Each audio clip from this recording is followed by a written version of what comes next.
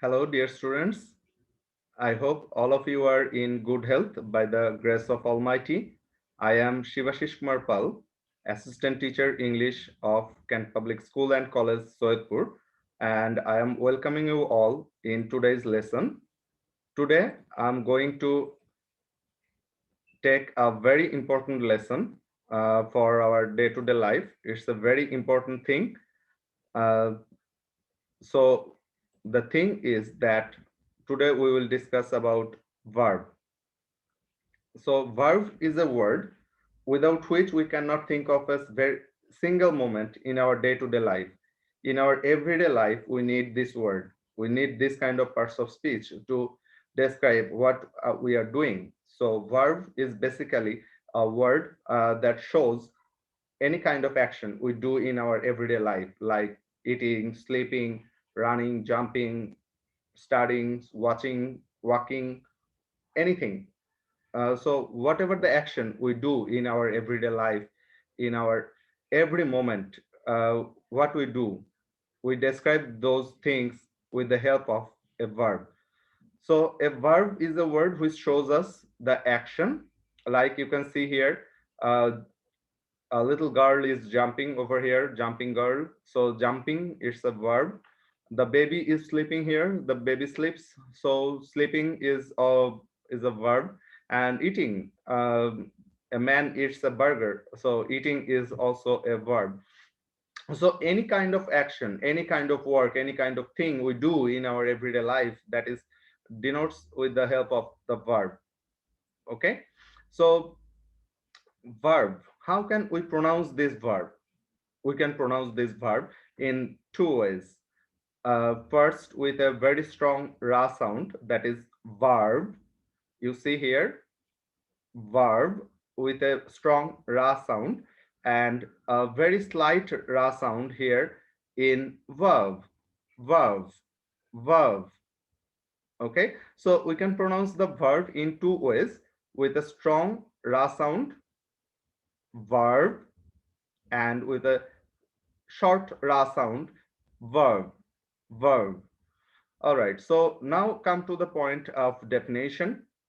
You see here, the definition is saying that a word or group of words that expresses an action such as eat, or any event such as happen, or any state such as exist.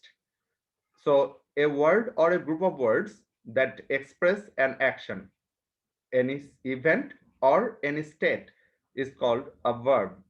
There are many kinds of verb.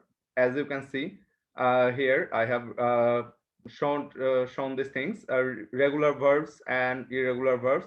We can classify the verb by transitive one and intransitive one. So there are many kinds of classification of verbs. So let's have a look over the classification of the verbs. So how we can classify the verb? There are many ways we can classify the verb. So first of all, I would like to show you there are two kinds of verb uh, on the basis of its function. The first one is a finite verb. You can see here a finite verb, and another one is a non-finite one. So finite verb, what is a finite verb? A finite verb is a verb who has all the ability to complete a sense alone. It does not need uh, any help of the any other help of the verbs. It can alone express a full meaning, a complete meaning. And non-finite verb is that verb that cannot complete a sense. So non-finite verb gives us an incomplete sense. So if we categorize, if we look about the finite verbs, about the classification of the finite verbs, we can found there are two kinds of finite verb, and they are principal verb or main verb, and auxiliary verb or helping verb. So in principal verb, the main verb of the sentence, it can be classified into two subcategories. The first one is transitive, which needs an object, and the second one is intransitive, which do not need any object. So transitive verb For example of transitive verb, we can see that we can say, for example, for transitive verb, we can say, I eat. I eat what? Eat is a verb, but eat what? It needs an object. So I eat rice. When I say like this, that I eat rice, that completes the sense. So transitive verb, eat here, it is acting here as a transitive one because it needs an object. But if we say like this, he sleeps, sleep, it doesn't need any kind of object anymore, any further object is need. So sleep is acting here as an intransitive verb. So this transitive verb and the intransitive verb, these two verbs can be also called as action verb because these verbs shows us the action. What I am doing, I am eating. What he is doing, he is sleeping. So all the time it uh, transitive and intransitive, this verb shows us the action of any subject. Now come to the auxiliary verb or helping verb.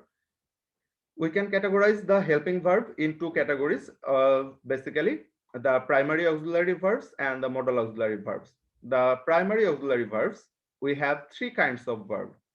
The first one is be, the second one is have, and the third one is do. So be, have, and do, there are three kinds of verb in the category of primary auxiliary category. And the important thing is that this be verb can also be used as a main verb of the sentence when it acts like a linking verb between subject and object. This be also act as a linking verb, as a linking word, uh, when it is the only verb in the sentence. It also acts as a main verb. And you know the be verbs, there is am, is, are, was, were. This type of verbs are called generally be verbs. So this be verb can also act as a linking verb, and it's also act as a non-action verb. It does not give us any sense of any doing or any kind of action. So this is about the primary verb. Now let's have a look at the modal verb. In modal verb category, we have two more subcategories, that is the semi-modal, that is the semi-modal, and the defective modal. In case of semi-modal, we have to, used to, would rather, need, ought to, dare, had better. This type of words, this type of group of words are called semi-modal. And defective modals, in case of defective modals, we have shall, should, may, might, will, would, can, could. This type of modals are called defective modals. Now we are going to have a look over the non-finite verb. So in non-finite verb, we have three kinds of subcategories. There are three kinds of non-finite verb. The first one is infinitive, the second one is participle, and the third one is gerund. So what is the infinitive? We all have a very common notion about the infinitive. There are two kinds of infinitives. The first one is a bare infinitive, like some verbs that acts as an infinitive in a sentence. Those words are let, make, have, get, see, feel, etc. These words can act as a bare as an infinitive in a sentence, and that's why these words, these verbs are called bare infinitive. And the most well-known form of infinitive is to infinitive. That is where there is a preposition to sits in front of a verb. To plus verb is called to infinitive. So there are basically two kinds of infinitives: bare infinitive and infinitive to infinitive. Let's have a look over the participle. There are three kinds of participles, that is present participle, past participle, and perfect participle. When we use V plus ing, or we add ing form after the verb, then we call that a present participle. When we add past participle form, uh, like if we add d or ed after the verb and make it a participle, then that will become in the second category, past participle. And when we use the past participle in a perfect tense, like where there is have or has in front of that thing, then we can call that a perfect participle.